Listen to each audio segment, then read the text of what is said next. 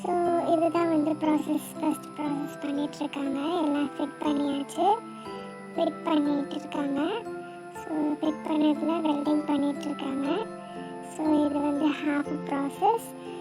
Next வந்து கொஞ்சம் இன்னும் ஹாஃப் ப்ராசஸ் செஞ்சு முடிச்சிருக்காங்க.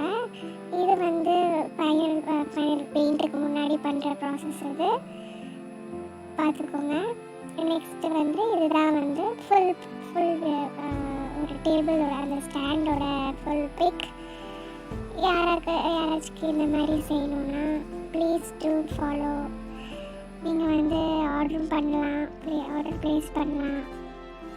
ஸோ நீங்கள் வந்து லைட்டிங்ஸ் கூட இந்த மாதிரி போடலாம்.